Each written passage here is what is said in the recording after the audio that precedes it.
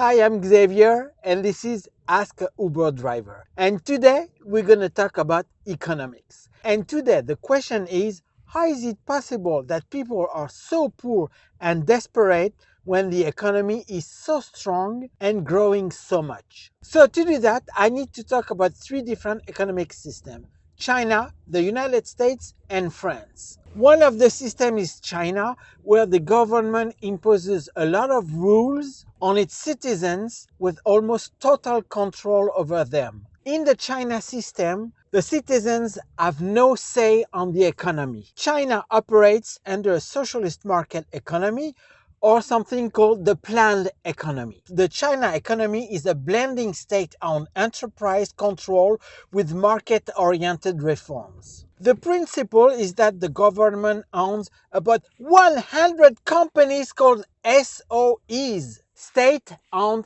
companies. And these companies are in every sector of the Chinese economy: in energy, in finance, in banking, in telecommunications, in transportation, in manufacturing, in heavy industry, in technology, in electronics, in media, entertainment, food and agriculture, in chemicals, and in construction. And the thing is that almost 50% of the GDP of China is generated by those SOEs, state-owned enterprises. That's huge! That's huge!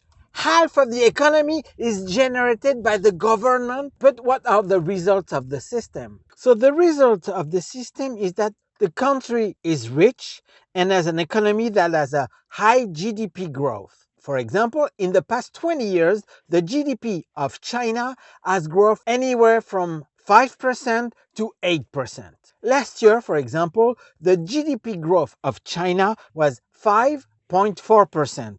It's a system that makes the country richer. But as a country, as a collective work, the country grows economically in terms of well-being. Unfortunately, the price is paid by the citizens who, even if they see their standard of living improve, are being crushed by steamroller, especially in terms of civil liberties, which prevents them from living and participating fully. Another system is the American system, where since the beginning of the birth of the United States, the tendency of the liberal system has been that the market is more important than the people. It is a free market capitalism system with a focus on reducing government intervention, cutting taxes, deregulating industries, and promoting unfettered or sometimes unhinged economic freedom. The system is turned towards maximizing corporate profit and minimizing government intervention in business. The system is based on several principles: the invisible hand of Adam Smith and the supply side economics, also called Reaganomics, of Milton Friedman and Ayn Rand.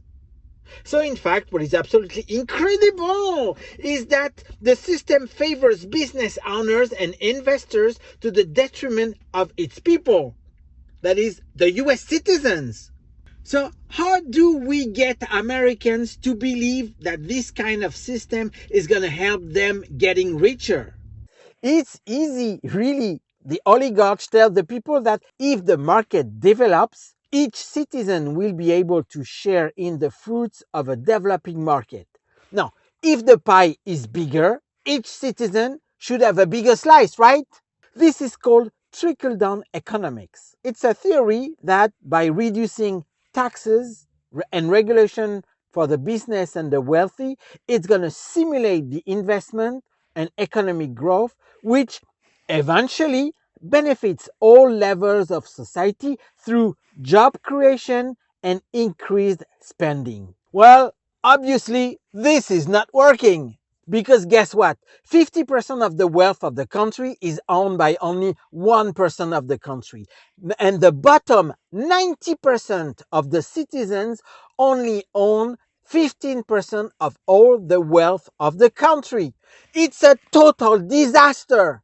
And this is ridiculous. And then, same thing as in China, in the end, those who win are not the citizens. Those who win are those who have the means to invest or those who have the market shares. Therefore, the company make billions and billions of dollars while 90% of the citizens are on the dole. So you see, for the citizens and for the regular people, the situation is the same in China or in the United States. Only a small percentage of the population is making money. 90% of the population is not making money. Okay, so let's try another system, a system like France, for example, which is not a socialist system, but it's a system that much more socialized than the United States or China, and it's called the welfare system or maybe the welfare state. So in France, for a very long time, we have put the citizen first. That is to say that there are a lot of social protections and there's a lot of government aids to French citizens. The economic system is partially based on a mixed economy with 20% of GDP generated by state-owned enterprises. Now, remember that the wealth generated by SOEs or state-owned enterprises is 50% in China, less than 1% in the United States, and about 20% in France, which is kind of say in the middle, right? So in France, many companies are state-owned, and we see that in this system, the French economy has a difficulty growing. Let's take, for example, the GDP growth of the French economy of the last 10 years or so. And in the last 10 years, the GDP growth of France has been around 1%, when the growth of the American economy is about 3.5%, and the growth of the Chinese economy is between 5 to 8%. Which means that in France, we are making 6 times less progress than in China, which is quite serious or ludicrous, right? So what is even more serious is that since the French economy is not managing to grow more, well, ultimately, who's suffering? It's the citizens.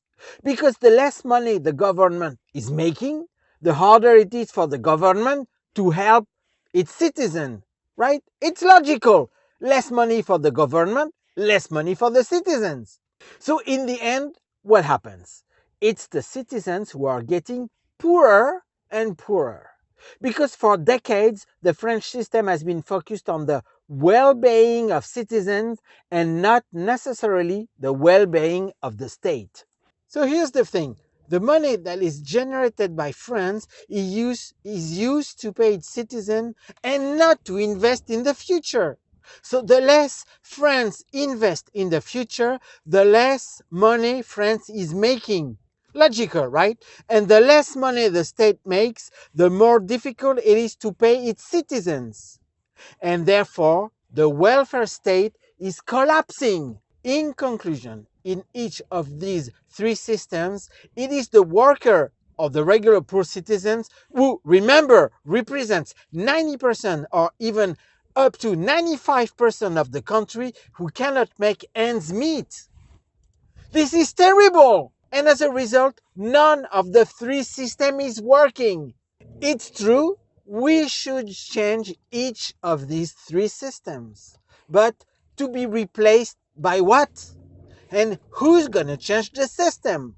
Now, if you have any idea, let me know below.